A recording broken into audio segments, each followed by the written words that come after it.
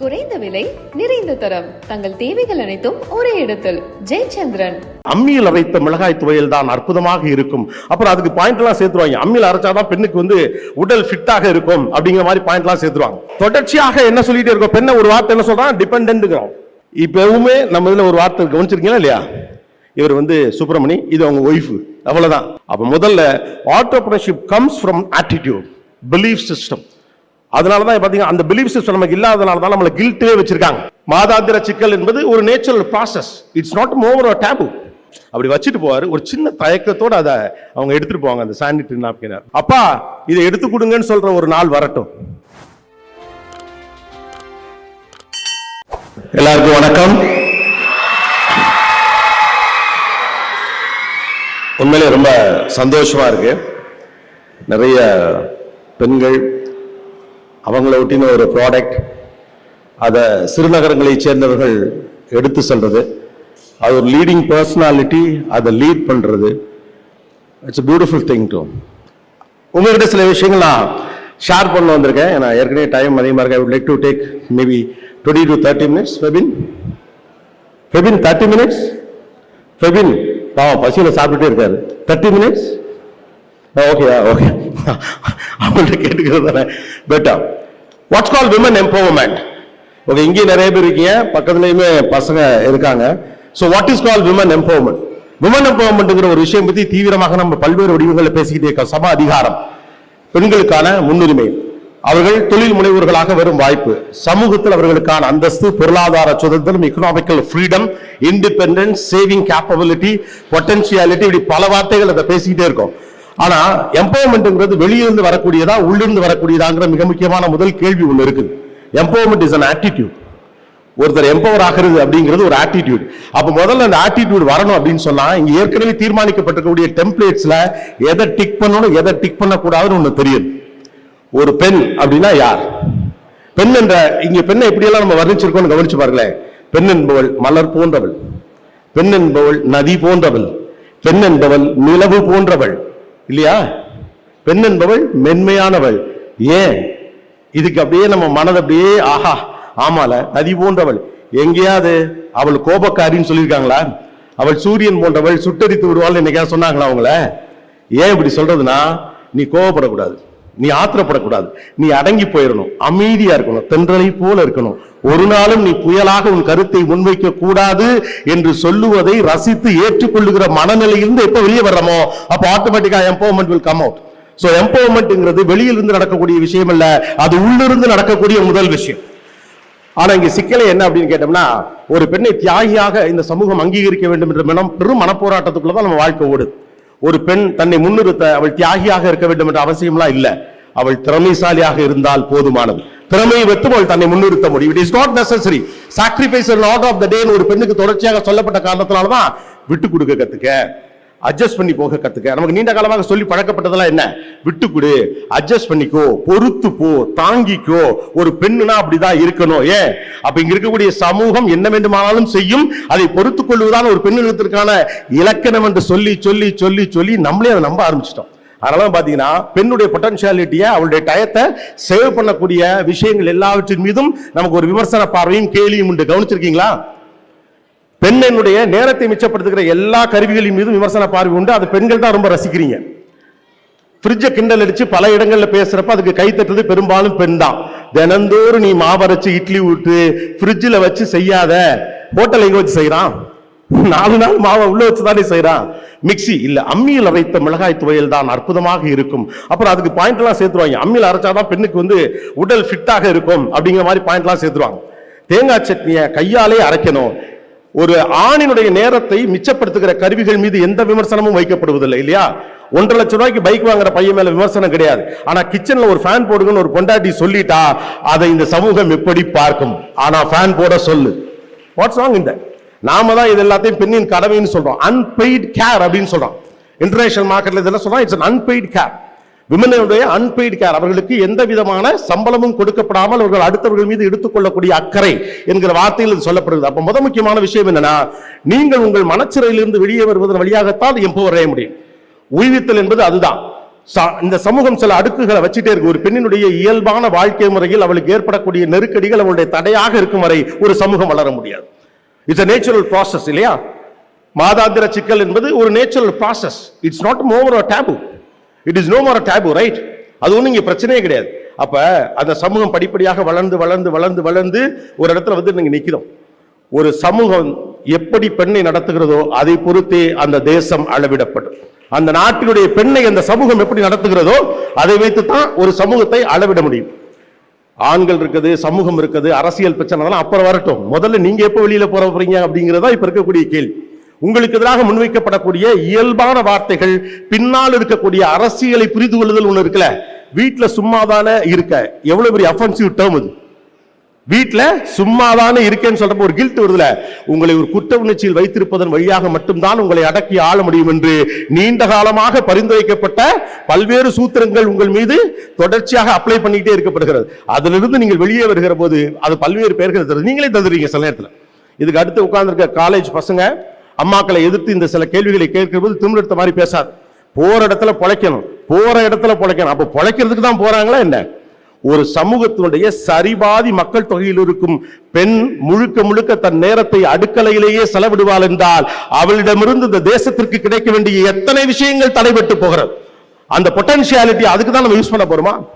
If you want to choose you. உங்களுடைய growth-ஐ நீங்க அடையணும் நீங்க நினைச்சீங்கன்னா நீங்க உங்களை தான் சூஸ் பண்ணணும். உங்களை சார்ந்த மனிதர்களை சூஸ் பண்ணக்கூடாது. நீங்கள் உங்களை தேர்வு செய்கிற போது அதனால் கிடைக்கக்கூடிய அந்த அட்ராக்ஷன் உங்களை தேர்வு செய்ய வேண்டும் என்று நினைக்கிற எல்லோரையும் ஒன்று சேர்க்கும். அப்படிதான் நீங்க எல்லாரும் ஒன்று சேர்ந்திருக்கீங்க இல்லையா? கோமதி என்கிற ஒரு நபர் அவ தன்னை சூஸ் பண்றான். அவங்க நீங்க எல்லாரும் அவங்கள சூஸ் பண்றீங்க. அதுக்கடுத்து அவங்க நயன் சூஸ் பண்றாங்க. அப்போ ஒருத்தர் அந்த அட்ராக்ஷன்ல தான் உள்ள வரும். சோ தட் நீங்க புதிதாக நம்மளாம் இதெல்லாம் இருக்கும் அப்படிங்கிற மாதிரியான பிரமிப்புகள் எல்லாம் போய் மாட்டிக்காது. ஓகே, நீங்க ரொம்ப ஓஹோன்னு பண்றீங்க, ஆஹா இதுக்கெல்லாம் மயங்கலாம் வேண்டியதில்லை. பெண் எப்போதும் வேலை பார்த்திருக்கிறாள். பெண் ஒன்னும் புதிதால வேலை பார்க்கல இல்லையா? அப்ப சின்ன பாராட்டுக்கெல்லாம் பெருசாலாம் வாங்கிடக்கூடாது. நீ உருப்படவே மாட்டேன்னு சொல்றவங்க கூட நான் பயப்பட மாட்டேன். நீ இவ்வளவு தூரம் வந்ததே பெருசுன்னு சொல்றவங்க பார்த்தா தான் எனக்கு பயமா இருக்கும். ஏன்னா நம்ம பொட்டன்ஷியாலிட்டி என்ன நமக்கு தான் தெரியும்.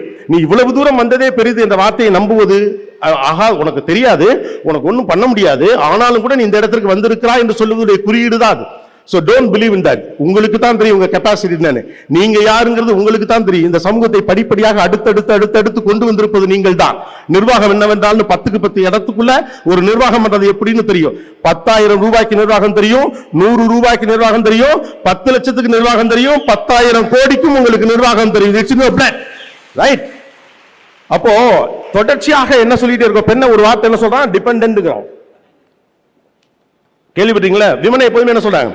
ஒரு காலம்லாம் இங்க இருந்துச்சு, ஈஸ் மிஸ்டர் அப்படின்னு ஒருத்தர் பேர் சொல்லிட்டு அவங்க மனைவியோட பேரையே சொல்ல மாட்டாங்க. நான் ஒரு முறை வெளிநாட்டுக்கு போயிருந்தப்போ அவர் சொல்றாரு, அவங்க ஒருத்தர் அறிமுகப்படுத்தி வைக்கிறாங்க.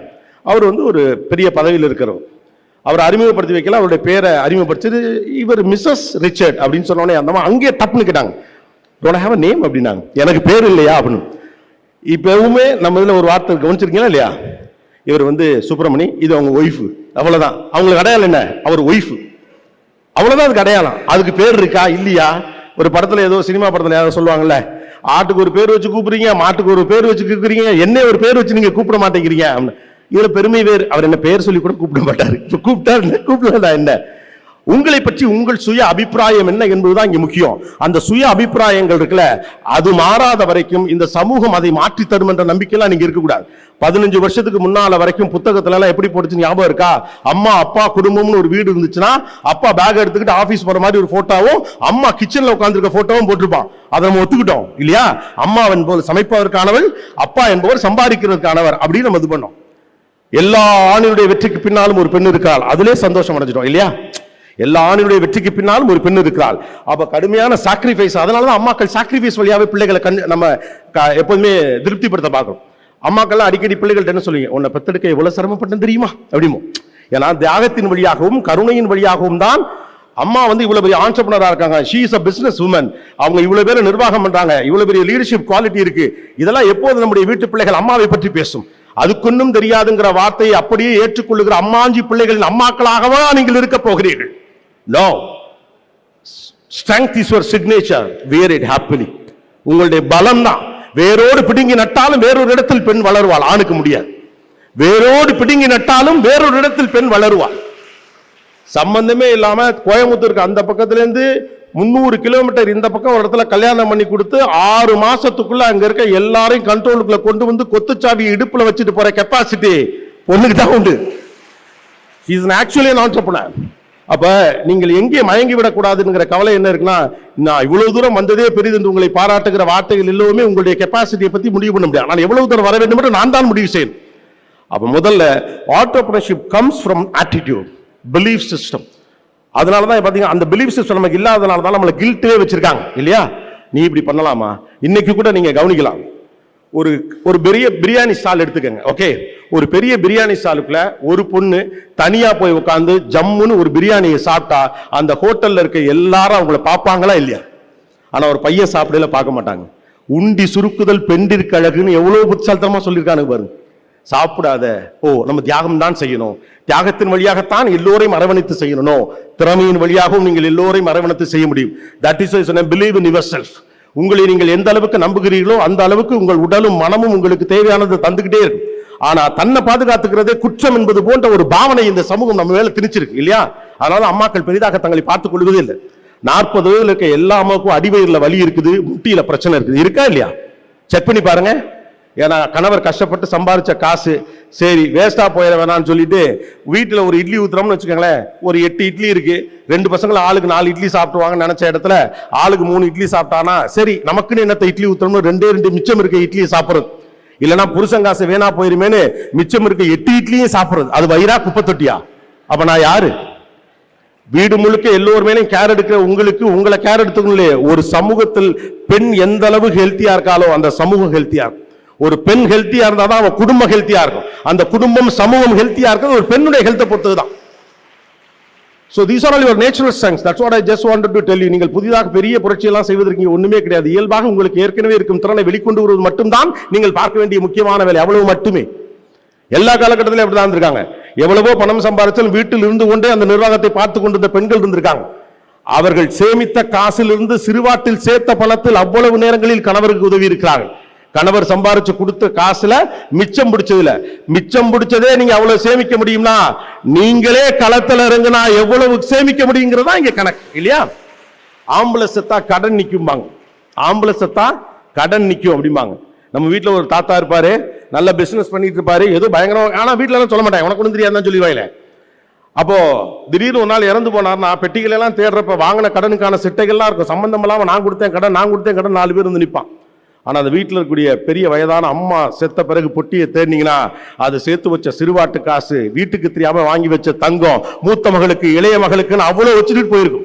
ஆம்பளை செத்தா கடன் நிற்கும், பொம்பளை செத்தா காசு நிற்கும். செத்த பிறகும் குடும்பத்தை காப்பாற்றுவாங்க, ரைட்?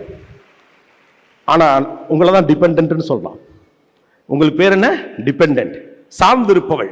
ஆக்சுவலா ஆண் தான் சார்ந்திருக்கிறேன். நான் உங்களை புகழ்றதுக்காக சொல்ல, ஆண் தான் சார்ந்திருப்பவன். சின்ன வயசுலேயே கவனிச்சிங்கன்னா அம்மாவை சார்ந்திருப்பான், கொஞ்ச நாளைக்கு அப்புறம் அக்காவை சார்ந்திருப்பான், அதுக்கப்புறம் அவனுக்கு கேர்ள் ஃப்ரெண்டு கிடைக்கும், அல்லனா அவனுக்கு கல்யாணம் பண்ணிப்பான். கல்யாண மேடைகளில் உங்களுக்குலாம் உங்க கல்யாணம் நடந்தப்போ உங்க மாமியார் கடைசியாக மேடையில் ஏறி ஒன்று சொல்லியிருப்பாங்க, ஞாபகம் இருக்கா? கடைசியாக எல்லா வீட்லையும் இந்த சீனை நீங்கள் பார்க்கலாம். அந்த ரிசப்ஷனில் எல்லாரும் பரிசெல்லாம் கொடுத்து முடிச்சுட்டு போன பிறகு அவங்க வருவாங்க, வந்து அந்த பையன் கையை பிடிச்சி உங்க கையில் கொடுத்து இது வரைக்கும் நான் பார்த்துக்கிட்டேன், இனிமே நீ பார்த்துக்க அப்படிம்பாங்க. அப்படின்னா அர்த்தம் என்ன? அவனுக்கு ஒன்றும் தெரியாது, நீ பார்த்துக்க. அப்ப ஆரம்பத்திலிருந்தே ஒரு ஆண் பெண்ணைத்தான் சார்ந்து வாழ்ந்துட்டே இருக்கான். ஆனா எப்போதும் பெண்ணை சார்ந்து வாழ்கிற ஒரு ஆணை இந்த உலகம் இண்டிபெண்டன்ட் சொல்லுது, எப்போதுமே தனித்து நிற்கிற பெண்ணை இந்த உலகம் டிபெண்டன்ட் சொல்லுது. நீங்கள் ஒத்துக்கிறீங்க, அதான் சிக்கல். இந்த உலகம் சொல்றதுங்க சிக்கல், நான் சொல்லவே மாட்டேன். அதை ஏற்றுக்கொள்கிற மனோபாவம் இருக்குல்ல, என் உரிமையை சலுகை என்று நினைக்கக்கூடிய ஒரு மனநிலை இருக்குல்ல, இதை கேட்பது என் தியாகத்திற்கு விரோதமானது, நான் இந்த சலுகையை அனுமதிக்க கூடாது அப்படின்னு இருக்குல்ல, இது எல்லாத்தையும் உடைச்சிட்டு வெளியில வாங்க. அரசுகளும் சமூகமும் பெண்ணுக்காக நிறைய விஷயங்கள் இங்க கொண்டு வந்துகிட்டே இருக்காங்க. எவ்வளவு எங்க ஆண்டர்பிரனர்ஸ் உள்ள வந்துகிட்டே இருக்கீங்க. Come with the full pack, believe in yourself. நீங்கள் தயவு செய்து புரிந்து கொள்ள வேண்டிய ஒன்னே ஒண்ணுதான், நீ இவ்வளவு வந்ததே பெருசுன்னு சொல்லுகிறதை காதில் வாங்கிக் கொள்ளாதீர்கள். கடந்து போக வேண்டிய தூரம் எக்கச்சக்கம் இருக்கு. விமனுக்கான ஈக்குவல் ஆப்பர்ச்சுனிட்டி கொடுக்கப்பட்டா, மெக்கன்சி இன்ஸ்டிடியூட் ஒரு விஷயம் சொல்றான், விமனுக்கு இந்தியாவில் ஈக்குவல் ஆப்பர்ச்சுனிட்டி கொடுக்கப்பட்டா $770 பில்லியன் ஜிடிபியில 2025 வந்துருங்கிறான். ஈக்குவல் ஆப்பர்ச்சுனிட்டி கொடுக்கப்பட்டுட்டாலே. ஆனா நம்ம அந்த கேள்வியே கேட்டது கிடையாது. இன்னைக்கு இல்ல, அன்னையிலேருந்தே கேள்வி கேட்கல. ஒரே வயல்ல வேலை பார்க்குற ஒரு ஆணுக்கு ஒரு சம்பளம், பெண்ணுக்கு ஒரு சம்பளம், ரைட்டு தானே? ஒரே மில்லில் வேலை பார்க்குற ஒரு ஆணுக்கு ஒரு சம்பளம், ஒரு பெண்ணுக்கு ஒரு சம்பளம். நமக்கு அவங்க சம்பளம் கொடுக்கறதே பெருசு நம்ம நினைக்க ஆரம்பிச்சிடணும்னு வச்சுங்களேன். எப்ப நீங்க உங்களை குறைவா மதிப்பிடுறீங்களோ சமூகம் உங்களை குறைவா மதிப்பிடும். உள்ளளவில் எப்போது நீங்கள் உங்களை உயர்வாக பார்க்க ஆரம்பிக்கிறீர்களோ அப்பொழுது இந்த உலகமும் உங்களை உயர்வாக பார்க்க ஆரம்பிக்கும். முதல்ல உங்களை அண்ணாந்து பார்க்க வேண்டியது நீங்க தான். முதல்ல உங்களுக்காக கைத்தட்டி கொள்ள வேண்டியது நீங்க தான். அதுக்காக இந்த சமூகம் உங்களுக்கு தொலைநிக்காக நான் சொல்லல, கவலைப்படாதீங்க, ரொம்ப மாறி. ஓகே, இதற்கு அடுத்தடுத்த இடங்களில் உட்கார்ந்து இருக்கக்கூடிய பிள்ளைகளோடு நீங்கள் பேசுகிற போது உங்களுக்கு புரியும். ஒரு பெண்ணோட வெற்றிக்கு ஆணோட வெற்றிக்கு பின்னால பெண் இருக்கா அப்படிம்பாங்கல்ல, ஒரு பெண்ணோட வெற்றிக்கு பின்னால ஆண் இருக்கலாம், ஒரு தப்பும் இல்லை. ஆணுக்கு தயார். ஆணுக்கு எதிராக ஒரு சமூக கட்டமைப்பை உருவாக்கணும் நான் சொல்லல. ஆனால் இயல்பாகவே மாறிக்கொண்டிருக்கக்கூடிய சமூகத்துக்குள்ள மாறிக்கிட்டே வாங்க. முதல்ல அது உங்க வீடுகளில் தொடங்குங்க. ஆண் பிள்ளை வேறு பெண் பிள்ளை வேறு என்ற பிரிதல இருந்து ஒதுக்குங்க. ஆண் பிள்ளைகளுக்கு இதை முதல்ல சொல்லிக் கொடுங்க. It's not a taboo, it's a natural thing. ஒரு தங்கச்சிக்கு இருக்கிறது ஒரு சாதாரண விஷயம். உனக்கு ஒரு உடம்பு இருக்க மாதிரி அவளுக்கு ஒரு உடம்பு இருக்கு. women have a right on her body, இல்லையா?